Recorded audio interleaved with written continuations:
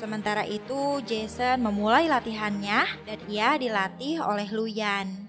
Melihat latihan yang Jason lakukan, sang biksu mencoba mengganggunya. Sang biksu berniat mengajari Jason teknik-teknik lain dalam kungfu. Namun Luyan tidak setuju kalau Jason menjadi muridnya. Satu murid untuk dua guru hanya akan menghasilkan kebingungan untuk muridnya. Namun setelah dipikir-pikir ulang, mereka pun setuju kalau Jason akan dilatih oleh mereka berdua sekaligus. Latihan Jason pun dimulai. Mau tak mau, Jason harus menerima semua porsi latihan yang amat banyak dan berat. Hari demi hari terus ia lalui dengan berlatih oleh dua guru sekaligus. Tak ada pilihan lain, hanya dengan cara inilah yang bisa membawa Jason pulang ke dunianya. Tak hanya Jason, ternyata Sparrow juga melatih skill bertarungnya untuk menghadapi Panglima Perang Istana Giok. Mereka berempat kemudian melanjutkan perjalanan. Mereka sempat melewati pedesaan, namun desa tersebut telah hancur karena kekejaman pasukan Panglima Perang. Dan saat itu pula, Sparrow teringat akan masa lalunya dan kemudian menceritakannya kepada yang lain. Desa Sparrow juga merupakan korban dari kekejaman Panglima Perang. Api menyala di mana-mana. Semua orang tewas, termasuk juga orang tuanya Sparrow. Sparrow bisa selamat karena sang ibu menyembunyikannya di dalam sumur. Karena hal itulah, Sparrow sangat membenci Panglima Perang dan sangat ingin membalaskan dendam keluarganya. Sang biksu dan Jason terdiam setelah mendengar ceritanya Sparrow yang sangat menyedihkan. Sang penyihir dan beberapa prajurit kerajaan sepertinya telah mengetahui keberadaan Jason dan yang lainnya. Jason dan yang lainnya pun melanjutkan perjalanan mereka hingga sampailah mereka di sebuah gurun pasir yang sangat kering. Di sana Jason sempat terjatuh. Untungnya Sparrow langsung menyelamatkannya. Mereka terus berjalan menyusuri gurun pasir tersebut. Karena hari sudah mulai gelap, mereka pun memutuskan untuk beristirahat di sebuah goa. Dan di sana Jason mulai mengakrabkan diri dengan sang biksu. Keesokan harinya, mereka pun kembali melanjutkan perjalanan mereka. Terlihat bahwa mereka kelelahan dan sangat kehausan. Mereka mungkin saja akan mati bila tidak segera menemukan sumber air. Karena tak ada pilihan lain, Luyan mencoba untuk melakukan ritual meminta hujan. Lalu hujan pun benar-benar turun, tapi itu hanyalah air seni dari sang biksu. Setelah beberapa saat, akhirnya mereka pun menemukan sungai dan hutan yang sejuk. Di hutan tersebut, Jason kembali berlatih untuk menjadi lebih kuat. Setelah selesai berlatih, Jason mendatangi Sparrow dan mengajaknya untuk mengobrol. Dalam percakapan itu, mereka membahas banyak hal dan tampaknya Jason sudah mulai peduli terhadap Sparrow. Lagi asik-asiknya mengobrol nih, sang penyihir berambut putih tiba-tiba datang ke sana dan ingin merebut tongkat sakti dari tangan Jason. Ia mengatakan jika ia diperintah oleh Panglima Perang untuk membawa tongkat itu. Dan jika ia berhasil, ia akan mendapatkan imbalan ramuan keabadian. Setelah menghina mereka semua, sang penyihir pun menggunakan cambuknya untuk merebut tongkat itu. Setelah itu, para prajurit pun datang dan pertempuran pun terjadi di sana. Luyan dan yang lainnya bertarung menghadapi para prajurit.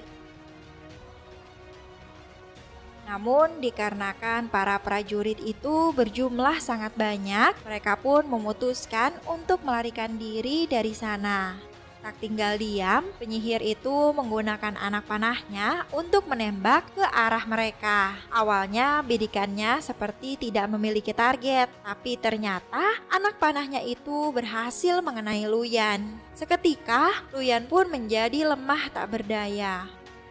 Jason pun menjadi panik melihat Luyan yang tak sadarkan diri. Mereka pun segera membawa Luyan untuk pergi ke kuil Shaolin di dekat sana untuk meminta pertolongan.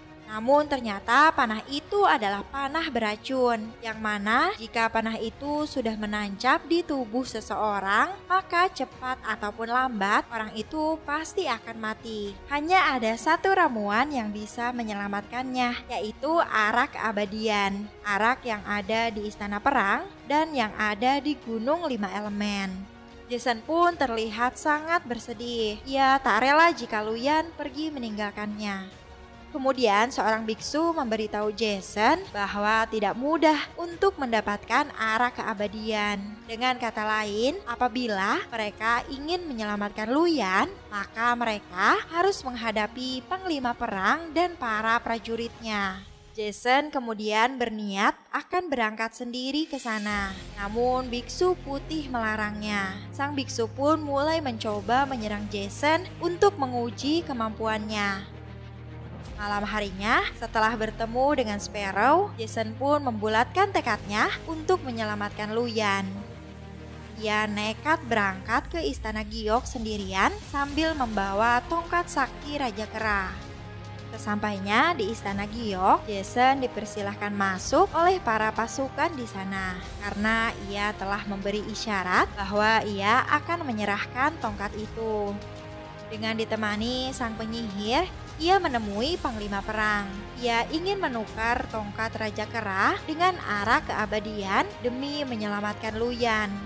Namun panglima perang sudah terlanjur menjanjikan arak keabadian itu untuk penyihir berambut putih. Sebagai solusinya, panglima perang menyuruh mereka berdua bertarung, dan siapa yang menang, maka orang tersebutlah yang akan mendapatkan arak keabadian itu.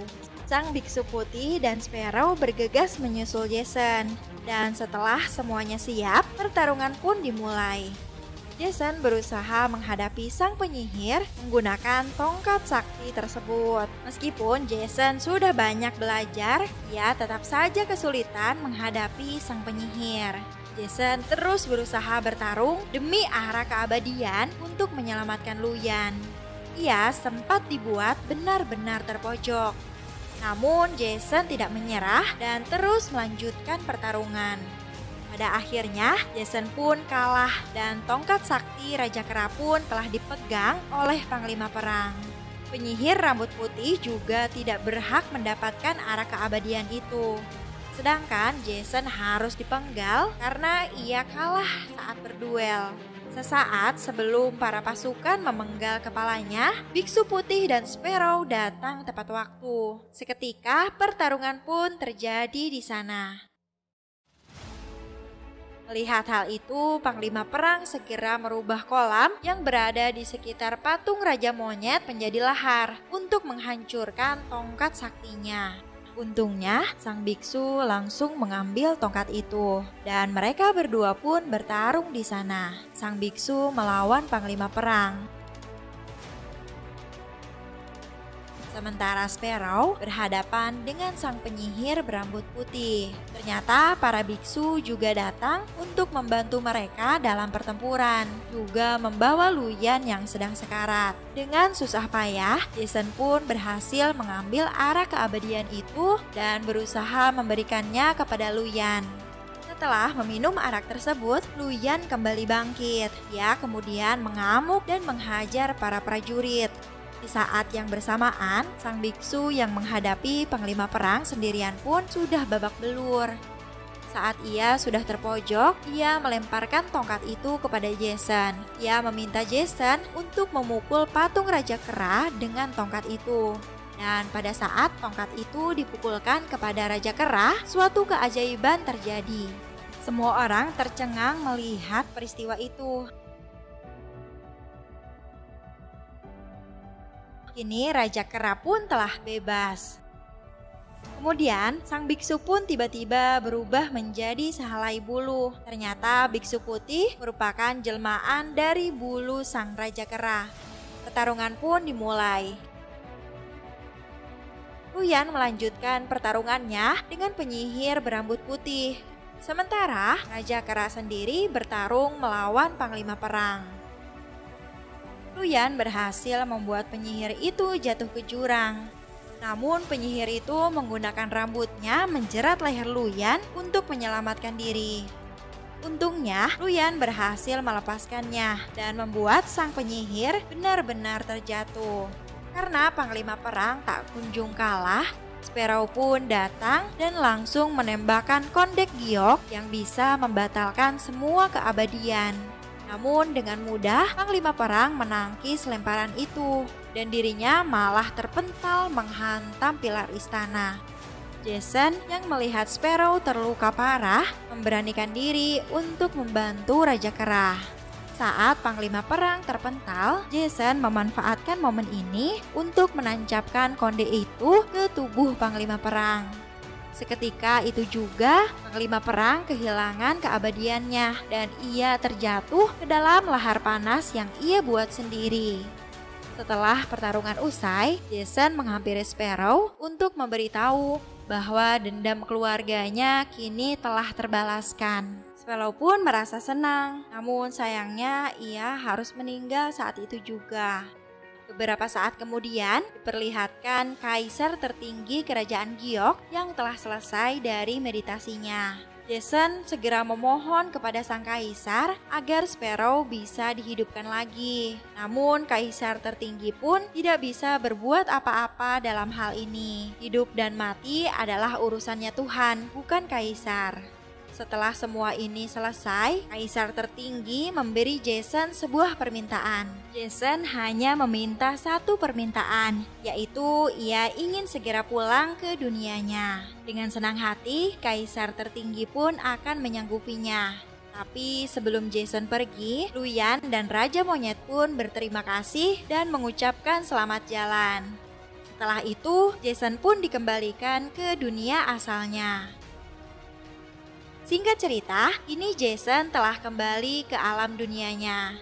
Ia bangkit setelah terjatuh dari atap gedung, dan rasanya semua petualangannya tadi hanya seperti mimpi. Tak berselang lama, Lupo dan kawan-kawan datang mengepungnya lagi. Lupo langsung menghajarnya tanpa ampun. Di dalam keterpurukannya itu, tiba-tiba Jason bangkit dan ia pun melawan Lupo. Dengan semua latihan yang telah ia lalui, Jason mampu membalikan keadaan dan memberikan pelajaran kepada Lupo. Jason pun mengakhirinya dengan tendangan maut. Namun Hope tentu belum meninggal, ia akan dibawa ke rumah sakit.